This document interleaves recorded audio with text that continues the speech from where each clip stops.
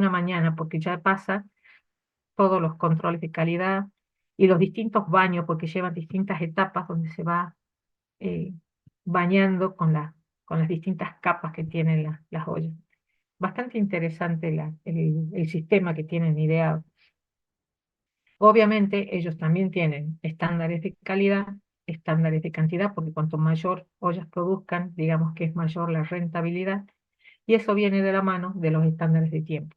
¿Cuánto tiempo yo puedo demorar para hacer algo? Eso nos va a pasar que muchas veces cuando a ustedes si a alguno le interesa la programación y se dedica a ser un programador libre o esos programadores que hacen trabajo desde su remoto, trabajan desde su casa, les dicen en cuánto tiempo necesitan el trabajo.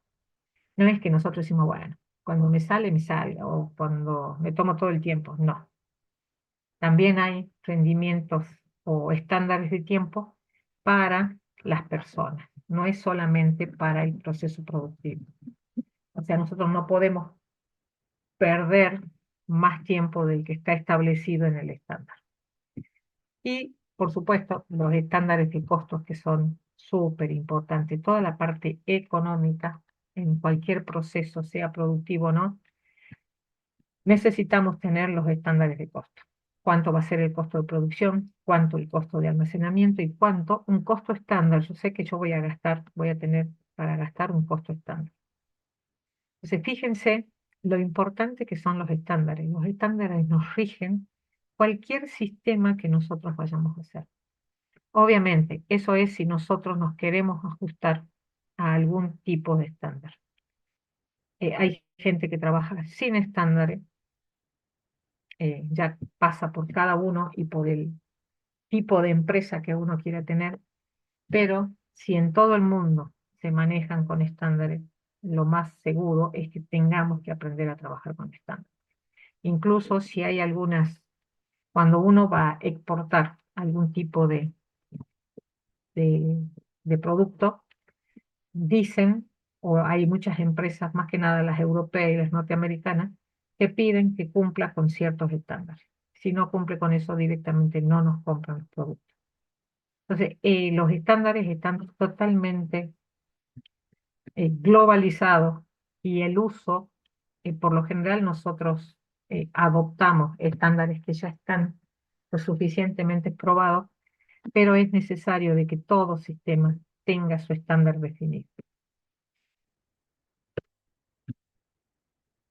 El modelo de control básico dentro de un estándar.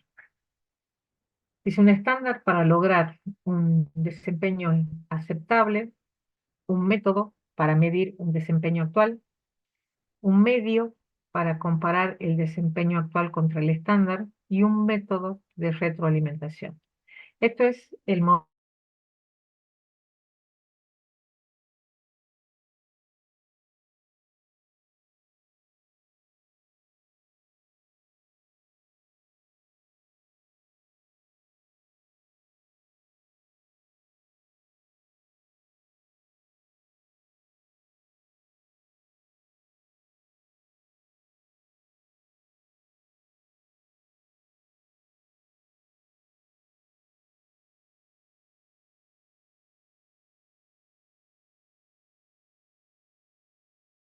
Estación de servicio.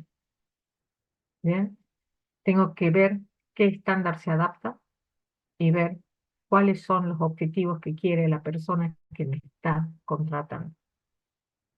O sea, si me pide solamente que me haga el control del expendio de combustible, bueno, ahora si quiere que también le registre eh, el shop, si también quiere que le registre el lubricentro, entonces todo se va agrandando, ¿sí? Y el estándar va cambiando, porque tiene que manejar distintas etapas.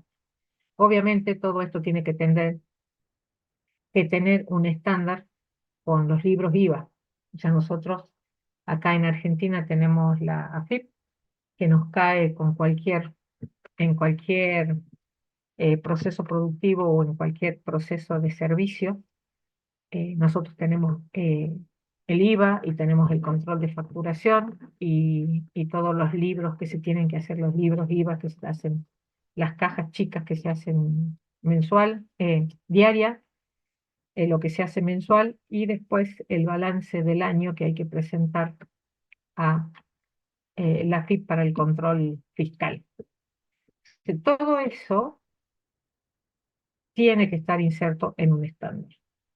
Después tenemos un método para medir el desempeño actual, o sea, cómo nosotros sabemos que estamos trabajando bien o cómo sabemos que el sistema está trabajando bien.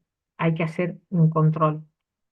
Es un medio para comparar el desempeño actual contra el estándar.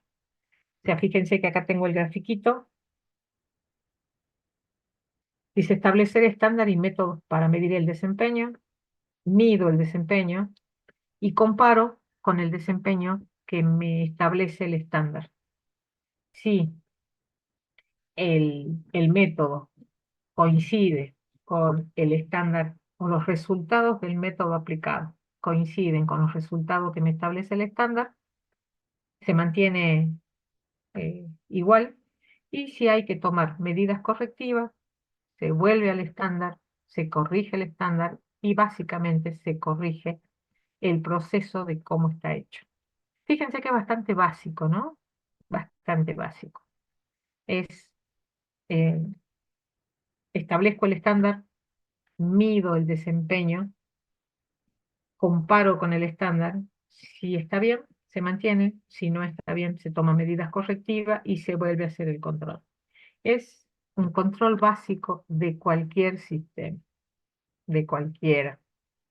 A ver, es lo mismo que ustedes, ¿no? Ustedes saben que su estándar básico es 7 para promoción, 4 para regularidad, por debajo del 4, 5 para regularidad, por debajo del 5, vuelve a cursar.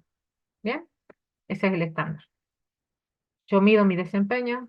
A ver, ustedes promocionaron una, regularizaron otra, eh,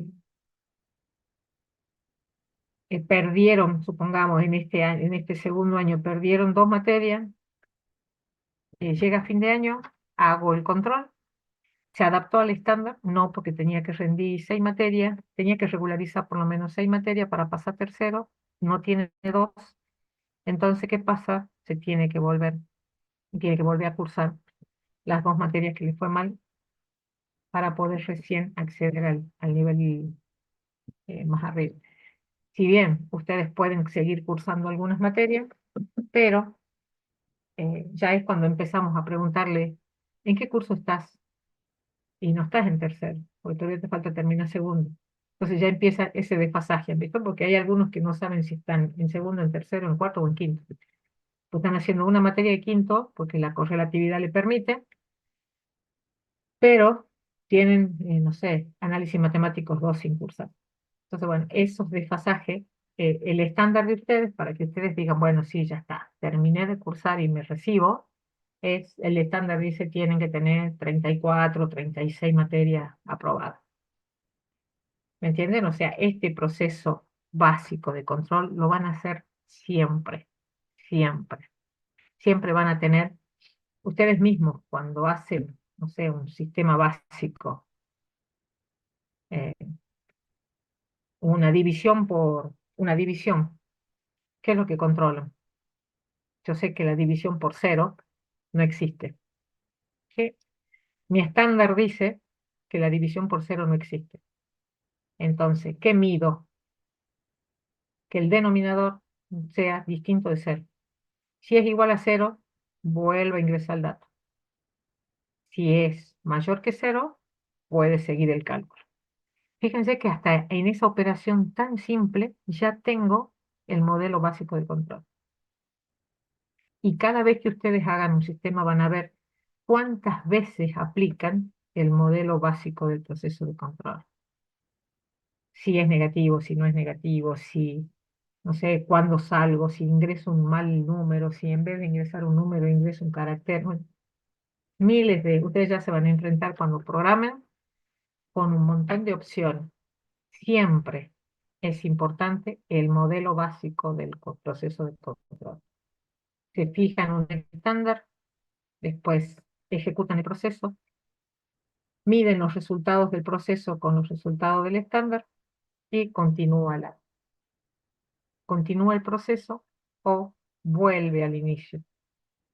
Esto por lo general cuando ustedes lo programen se va a probar en varias circunstancias o distintas características y una vez que ya está lo suficientemente probado ya funciona normalmente porque ya el control básico está hecho. Dice desempeño y estándares del sistema. Un objetivo en el diseño del sistema es construir sistemas que necesiten la menor intervención del medio externo para mantener un desempeño aceptable. Eh, a ver, hay gente que no comparte esto porque según el punto de vista de algunos y eh, a ver, con los estándares y con la sistematización de cualquier proceso productivo están quitando puestos de trabajo. Lamentablemente, la informática hace eso. Entonces, nosotros tenemos que tener, digamos, la suficiente inteligencia como para prever que las personas que vayan a quedar eh, desocupadas en ese momento, tener la opción del intercambio de puestos de trabajo. No hacerle perder el trabajo, sino reubicarlos y hacer que esta persona se adapte al sistema y se adapte al nuevo trabajo que tenga que hacer. Pero es importante, por lo general lo que se busca es que el sistema trabaje solo. Por eso el uso de sensores, por eso el uso de cinta, por eso el uso de, cuando se hacen los cálculos, antes cuántas personas se necesitaban para hacer una liquidación de sueldo. Hoy en día se cargan únicamente las novedades, si es que se cargan las novedades, porque en algunos casos ya usando algún tipo de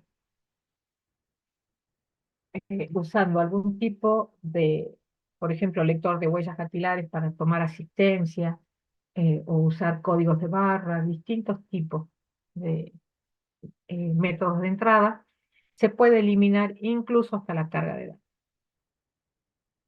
Entonces, directamente el día 28, el sistema automáticamente pide las novedades. En el caso de que tengan, por ejemplo, los lectores de huellas digitales, ya tienen cargado eh, la asistencia de la persona de todo el mes y el sistema se encarga, toma las novedades, el sistema se encarga de hacer la liquidación de sueldo, hace el control si tuvo horas extras, si está permitido o no, y directamente le emite el cuánto tiene que cobrar ese día y ya le saca incluso en el listado para que vaya al banco y el banco haga la transferencia correspondiente. Si ustedes se fijan, hoy en día la liquidación de sueldo es simplísima para el jefe de personal, que antes el jefe de personal los últimos 4 o 5 días del mes, o los últimos días del mes y el principio del siguiente, no vivían porque tenían que hacer toda la liquidación a mano. Hoy en día está totalmente sistematizado, a lo sumo tienen que hacer algún tipo de control, nada más. Entonces dice, todo sistema debe vigilar el cumplimiento de sus objetivos. En el proceso de control, los sistemas deben reinformarse comparando sus objetivos con lo producido y realizar los ajustes necesarios con el fin de reducir al máximo las diferencias. Si nosotros llegamos a observar que tenemos diferencias con lo que establece el estándar, hay que reformular o en algunos casos va a haber que corregir porque el proceso no está bien hecho o no está bien analizado. Todo esto se debe a que el sistema de control se tiene que poder ejecutar. Ustedes después van a escuchar estos dos términos que vienen a continuación, lo que es la eficacia y lo que es la eficiencia. Por lo general, mucha gente lo toma como sinónimo, no son sinónimos. Incluso fíjense que se calculan distinto. Dice, la eficacia es una medida del grado en el que el sistema cumple sus metas. Yo tengo un objetivo y yo tengo que cumplir ese objetivo. Dice, eficacia es las metas alcanzadas sobre las metas establecidas. A ver, ustedes tienen que, para ser ingenieros, tienen que aprobar, no sé cuánto es ahora el nuevo plan de estudio. En mi plan de estudio yo tuve que aprobar 36 materias, más la tesis, en ese momento no había PPS, ahora ustedes no sé cuántas materias tienen, supongamos que son 30 materias, más PPS y más trabajo final. Ahí fueron eficaces al cumplir sus metas. ¿Fueron eficientes? No sabemos. Fueron eficaces, llegaron al título. Ahora, ¿qué es la eficiencia? Quizá es una medida de lo que se produce dividido lo que se consume. Puede ir del 0 al 100%. A ver, si un alumno cursó los 5 años, ¿bien? Por lo general, cursando los 5 años no pueden hacer simultánea la tesis, se le aumenta un año. El alumno cursó en 5 años, aprobó sus materias y en el año siguiente hizo su PPS, hizo eh, su trabajo final y se recibió. 6 años. No es lo mismo que un alumno que me recursó cada año alguna materia, porque lo consumido es mucho más, no solo en tiempo, sino en recursos. Ustedes cuando, que a ver, es normal que alguna materia pueda, que le vaya mal, digamos, es lo usual, digamos, ojalá no, pero en algunos casos se da. No es lo mismo el alumno que terminó la carrera en 6 años o el alumno que está 15 años en la facultad. Que hay, ¿no? Algunos se reciben en 10 años, algunos se reciben en más, y algunos que siguen alumno histórico.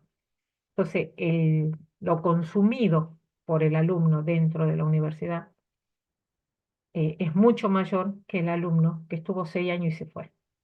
Entonces, el alumno que estuvo en 6 años fue eficaz y eficiente, mientras que el que se recibió en 10 años no fue tan eficiente. ¿Sí? Y el que continúa es cero eficiente. ¿Bien? ¿Queda clara la diferencia? Sí, Bien. ¿Por qué les recalco esto? Muchas veces llegan al trabajo final, están en la defensa del trabajo final y confunden el término. ¿Me entienden? Entonces, acuérdense siempre de los ejemplos, entonces así no se van a olvidar y no se van a confundir. Una cosa es ser eficaz, yo cumplo el método, soy eficaz, cumplo mis objetivos. Ahora, eficiente es cumplirlo con el menor costo posible. Siempre para ser eficiente yo tengo que gastar menos. ¿Bien? No siempre el eficaz es eficiente. Ahora, seguramente el que es eficiente es eficaz. Sí, parece un juego de palabras, ¿no? Pero cuando ya lo entienden, ya no necesitan, digamos, lo ven enseguida.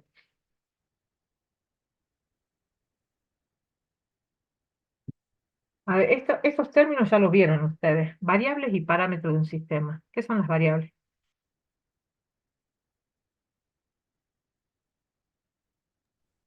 es una representación, ¿Es por así una decirlo. resolución? Representación. Ah, representación. Bien. ¿Qué tipo de variable puedo tener?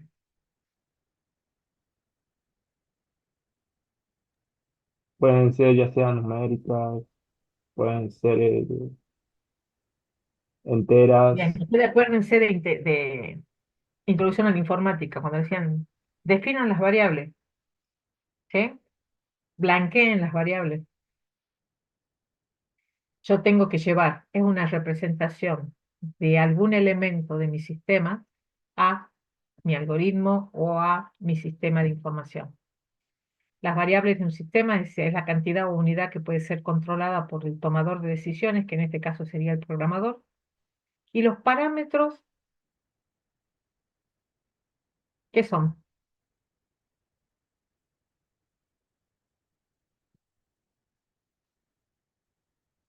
Cuando ustedes le decían pasen por variable o pasen por valor, ¿se acuerdan?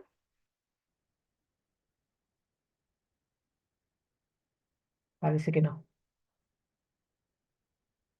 Cuando ustedes hacen un algoritmo, por ejemplo, si yo tengo que sacar promedio de todos ustedes. Yo hago un algoritmo para hacer la suma de las notas, ¿bien? y después hago un subalgoritmo que me haga el cálculo del promedio. Entonces, ¿qué tengo? Yo tengo que pasar por parámetro, tengo que pasar la suma y la cantidad de alumnos. Cuando fue en cero, y cuando volvió cargado. Entonces, mi parámetro lo maneja el sistema. Yo no puedo meter mano en el parámetro. El parámetro es cuando yo voy y vengo de un subsistema hacia el otro. Por eso les dice que es un valor o cantidad imposible de controlar. Mientras que la variable no, porque la variable la ingreso yo. La variable es, si se quiere, un valor genérico que yo lo ingreso. Una vez que se procesó, vuelve como parámetro a otro subsistema o al resultado del sistema. Por eso la variable eh, la puede controlar el usuario, el parámetro no se puede controlar. ¿Estamos claros o no?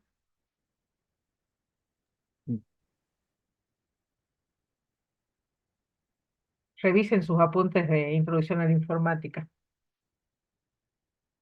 Otro de los términos que van a ver dentro de los sistemas de información es la descomposición. Dice, un sistema complejo es difícil de comprender cuando se considera como un todo. Por lo tanto, el sistema se descompone o factoriza en subsistemas. Este proceso de descomposición se puede seguir realizando con los subsistemas hasta que el último tenga un tamaño manejable. La clásica modularización que ustedes tienen que haber visto. Cuando necesitamos módulos de distinto tamaño para poder hacer que sea manejable el sistema. Si yo tengo un sistema contable, por un lado voy a tener un módulo de proveedores, un módulo de clientes, un módulo de producto de stock, otro módulo de personal, que va a ser que es donde manejo mi historial del personal y cómo pago.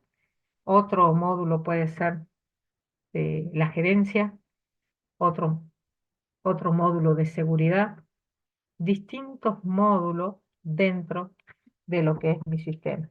Dependiendo la importancia que tenga cada módulo, alguno va a depender de otro.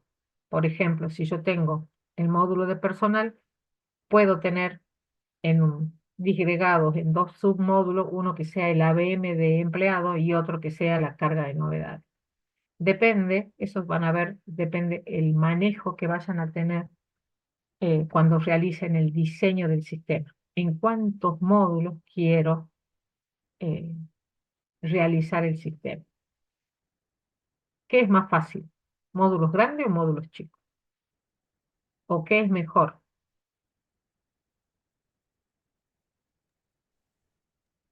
Módulos más chicos sería mejor que no, profe. ¿En qué programaron en Introducción a la Informática? ¿Qué hicieron? ¿Qué vieron en Introducción? Cuéntenme. En Python. Python. En Python. ¿Modularizaban o no? Sí, profe. Sí, Sí, Sí, Tenían un profe. programa principal y de ahí desprendían los otros módulos. ¿Sí? ¿Sí o no?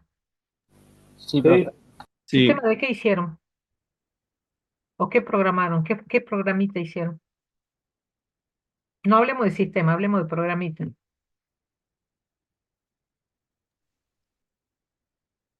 Nada, no se acuerda. como un registro, digamos, de alumnos que Registro de tengamos que alumnos. poner usuario, esas cosas.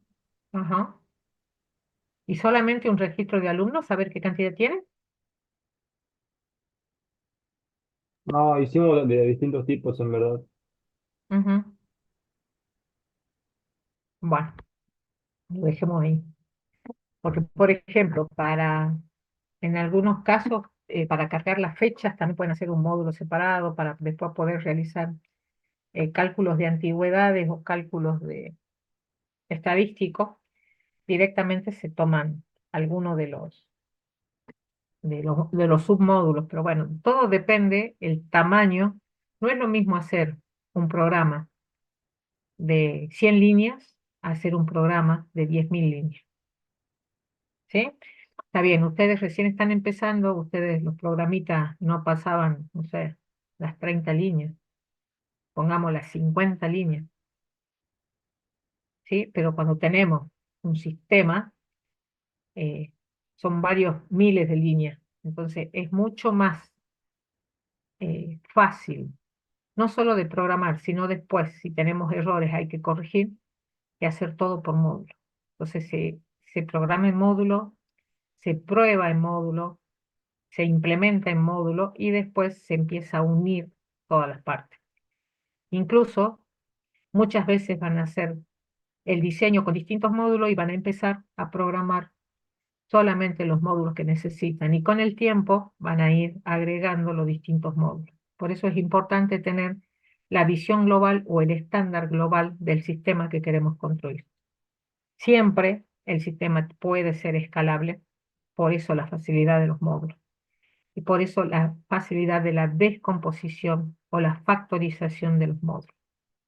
Ahí yo les puse un ejemplito de un sistema global de la Tierra que tiene el módulo de la biosfera, otro módulo que sería la atmósfera, otro módulo de todo lo que es agua, que es hidroatmósfera, y todo lo que es bajo tierra, que es la geósfera o la litósfera.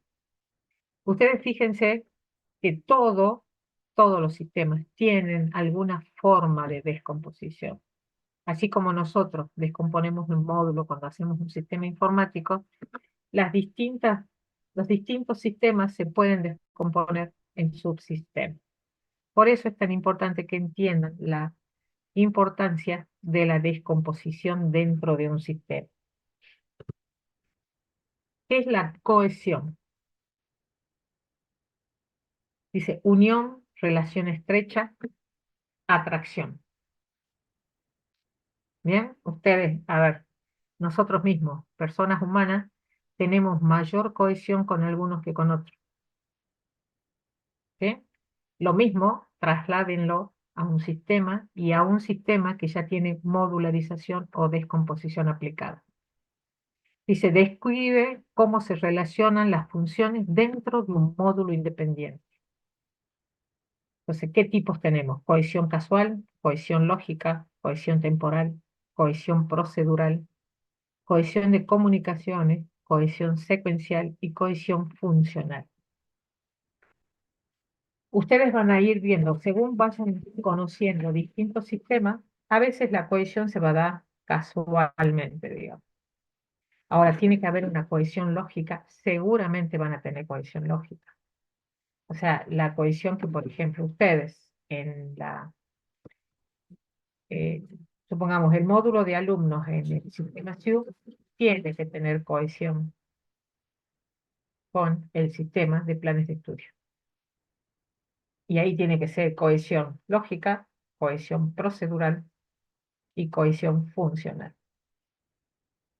Bien, o sea, tienen que tener una estrecha relación con el plan de estudio. A su vez, hay otro archivo que son los docentes. El docente tiene que tener una cohesión con el plan de estudio porque alguna de esas materias, yo por ejemplo tengo cohesión con TIC y tengo cohesión con auditoría y seguridad informática. Ahí mi cohesión es funcional porque o sea, yo soy la que intervengo en ese tipo de archivo. Y también tengo, digamos, una cohesión funcional con ustedes porque soy la que les tiene que cargar la nota una vez que pasan la materia.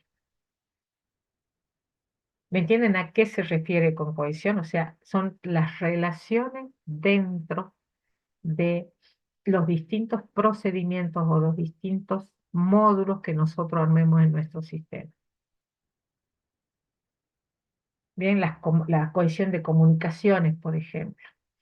O sea, sí o sí nosotros en algunos casos necesitamos la cohesión en comunicaciones porque yo entro desde mi casa, pues tengo que acceder al SIU con mi clave, obviamente, y de acuerdo a los resultados del cursado, yo tengo que poder cargar las notas de ustedes.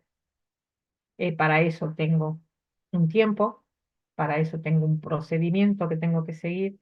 Entonces, todas esas cohesiones se tienen que tomar en cuenta a la hora de diseñar el sistema. O sea, yo no puedo hacer módulos aislados que después no los puedo relacionar. Todo el sistema tiene que estar relacionado con cualquier tipo de cohesión. La más importante es la cohesión funcional. Ese grado en el cual los componentes o partes de un sistema son necesarios y suficientes para llevar a cabo una sola función bien definida. O sea, por ejemplo, el módulo de docentes con el módulo de alumnos más el módulo de planes de estudio tiene que tener cohesión funcional total, porque si no nosotros no podemos cargar las notas o ustedes no podrían cursar. Entonces, al momento porque yo ahora conozco que ustedes están inscriptos, porque yo entro al SHU, puedo bajar esa nómina y saber que ustedes ya están en condiciones. Imagínense que si yo no tendría ese acceso a esa planilla, yo no sé cuántos alumnos voy a tener y no sé quién está en condiciones de cursar. Llegamos a fin de semestre. Antes nosotros mandábamos una planilla con los alumnos que nosotros teníamos y muchas veces venían los alumnos y decían, profe, no me cargaron. Y bueno, porque no tenías aprobado, no tenías regular introducción, no tenías la correlativa anterior, entonces no estabas en condiciones de cursar y te pusiste a cursar, entonces ya no sirve esa nota. En algún momento nosotros guardábamos notas. Ahora tenemos prohibido guardar notas, por eso mi insistencia en que ustedes estén inscritos, porque si no llega a fin de semestre y yo no puedo cargar las notas de ustedes, ¿me entienden? Y no puedo hacer una nota adicional, por ejemplo, hacer una nota y poner fulanito cursó y aprobó. No puedo, porque no me la reciben. Entonces, todo va por sistema. Una vez que ellos hacen el chequeo después, me llaman a que yo vaya a firmar el comprobante, digamos, nada más. Pero la carga la tenemos que hacer nosotros mediante el sistema. Entonces, no hay forma de que nosotros podamos cargar algo por fuera. Por eso, la cohesión funcional tiene que ser fuerte. O sea, hay que tener en cuenta que ese tipo de operativa tiene que tener ese tipo de cohesión. Y así van a encontrar en muchos sistemas que un módulo no tiene razón de existir si no existe otro módulo. Eso es la cohesión, la relación estrecha entre los dos módulos. Si ustedes ven que en su gráfica de, de descomposición hay un módulo que no se vincula con nadie, seguramente ese módulo es parte de otro y no tiene razón de existir independientemente. ¿Está claro la cohesión? Sí, Sí, profe. profe. Bien, vamos a la simplificación. Fíjense todas las operatorias que podemos hacer dentro de un sistema, ¿no? Ya vimos la cohesión, vimos la descomposición, ahora vamos a ver la simplificación. Ese es el proceso de organizar los subsistemas de manera tal que se reduzca el número de interconexiones. Fíjense, acá es una maraña de líneas. ¿Bien? No está bien. Si bien los módulos se tienen que vincular, pero no podemos tener este tipo de relación. Fíjense que el módulo A1 se conecta con el módulo A2, con el A4, con el B3, con el B4, con el B1. Es imposible eso, porque ustedes se imaginan tener código en base de esto. Este gráfico no nos sirve, porque si todos los sistemas están interconectados o hicimos mal la descomposición en módulos, o tenemos que plantear otro tipo de simplificación. O sea, acá hay que simplificar, no podemos tener esta cantidad de líneas. Si bien tampoco podemos dejar un módulo que no se conecte con nadie, pero tampoco en este exceso. En este caso, lo más importante es revisar lo que es todo el análisis y el diseño y volver a rediseñar nuestros módulos y nuestras bases para poder así utilizar correctamente las relaciones, la cohesión. Acá no podemos saber quién tiene qué tipo de cohesión tiene cada uno. porque se conecta con todo y no sabemos, acá seguramente hay algo redundante. Entonces hay que revisar cómo separamos los módulos y cómo se tienen que relacionar. A eso es el proceso de simplificación. Es una reorganización de los subsistemas para que sus relaciones sean las correctas. Miren cómo se modificó. ¿Se acuerdan de este? Con una simplificación. Y se ve en este caso, se han realizado dos grupos de subsistemas de acuerdo a sus funciones. Se trazaron todas las relaciones dentro de cada grupo, 6 y 6, y luego se interrelacionaron los grupos entre sí. El total de interconexiones de 13, es decir, 15 conexiones menos que las 28 anteriores. Si ustedes se ponen a contar, acá teníamos 28 relaciones y acá tenemos 15 conexiones. 13 conexiones, perdón, 15 menos que en el anterior. Fíjense que como acá todas las que son A1, A2, A3, A4, obviamente, si están separadas, incluso hasta con el nombre, B1, B2, B3, B4, se las podía conectar a ambos grupos y no hacer esta maraña de líneas que solamente nos complicaba. Entonces, teniendo un buen diseño, fíjense cómo cambia y fíjense cómo nos aclara la idea de cómo funciona con la simplificación. ¿Bien? Vamos al desacoplamiento. ¿Qué significa? Uy, me queda 4 minutitos. Bueno. Dice, el acoplamiento se define como el grado por el cual los elementos se interconectan o se relacionan entre sí. Esto no es cohesión, ¿no? Es acoplamiento.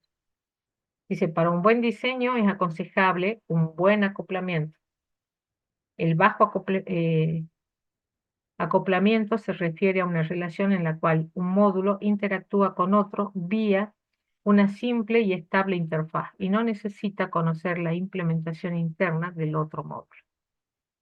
Un sistema es altamente eficiente y eficaz cuando tiene una muy alta cohesión funcional y un muy bajo acoplamiento. Bien, para que nosotros consideremos que el sistema es eficaz y eficiente, tenemos que tener alta cohesión funcional y bajo acoplamiento. A ver, yo les decía a ustedes que nosotros, el módulo de docente, el módulo de plan de estudio y el módulo de alumno, tienen que tener una alta cohesión funcional, porque interactuamos permanentemente. Pero no tenemos que tener acoplamiento. ¿A qué se refiere el acoplamiento? Que es el grado por lo cual los elementos se interconectan o se relacionan entre sí.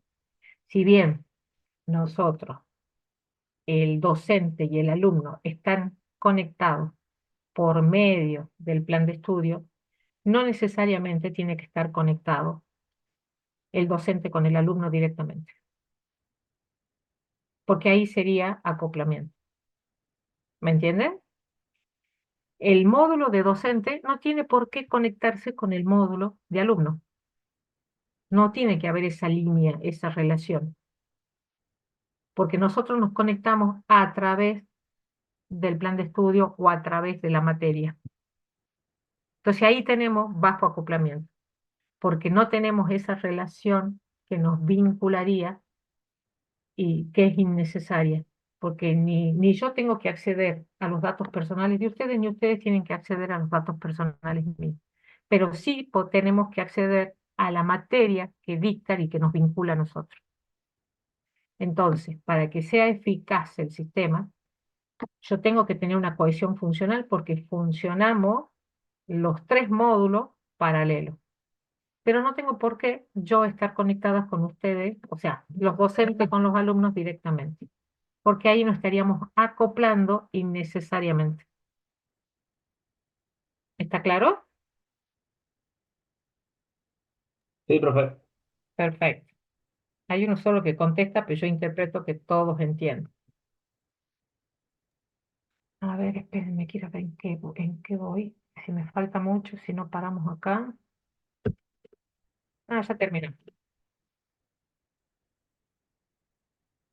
Bueno, ¿qué tipos de desacoplamiento tenemos? Eh, hay tres tipos. Uno es el inventario, almacenamientos intermedios o líneas de espera. Se crea almacenamiento de manera tal que no dependa la salida de la entrada del sistema. A ver, ¿cuándo tenemos desacoplamientos? Nosotros tenemos una línea de stock. ¿Sí? Tengo inventario y almaceno el producto que ustedes crean.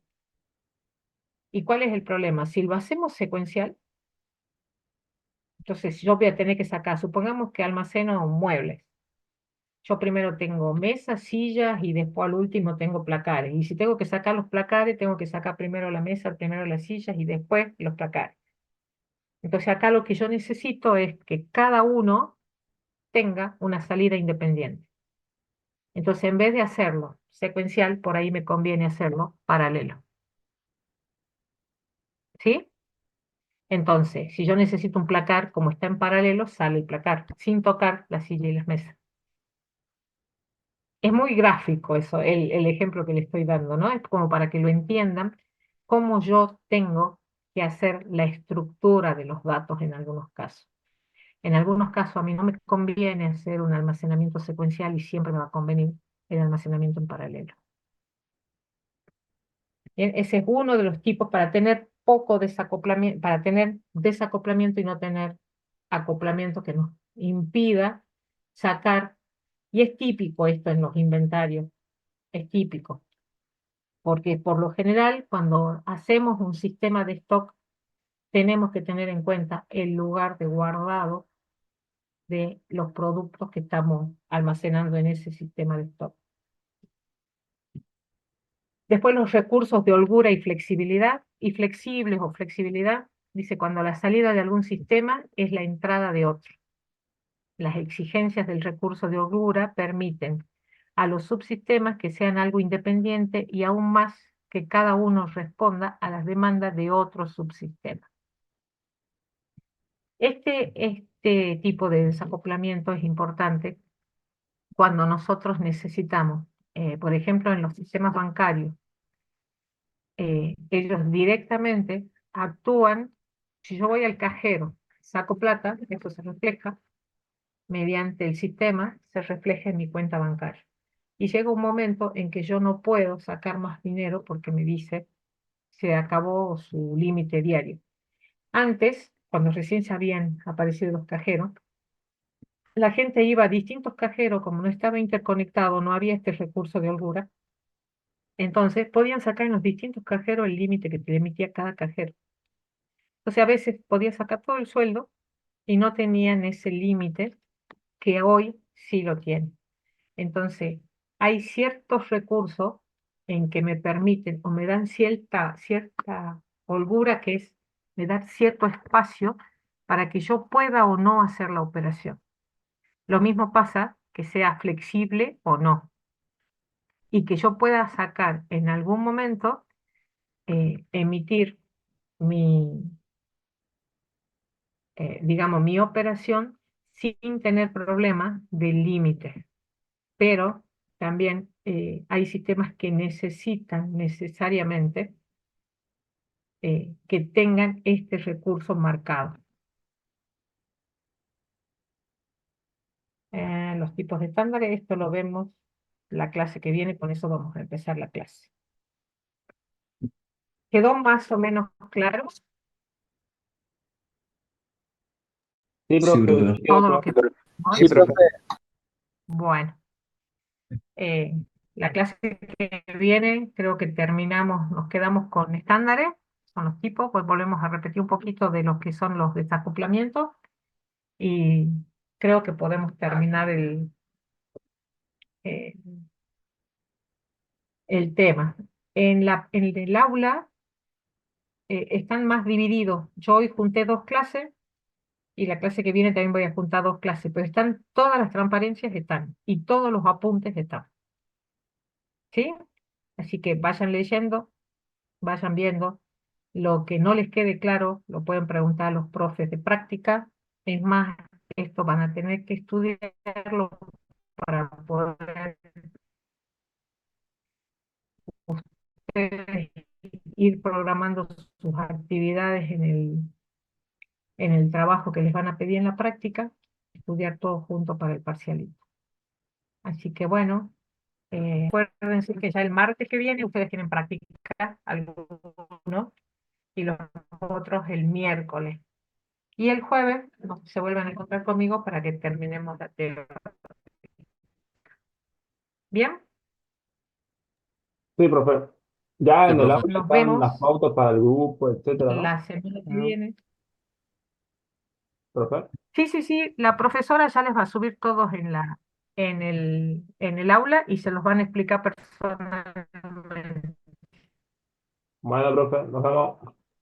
Profe, Y cómo quiere que trabajen también, porque tienen que interactuar en una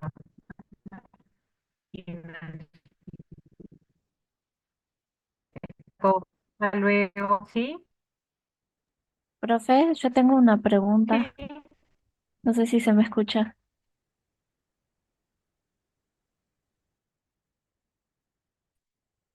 Hola, ¿me escuchás vos?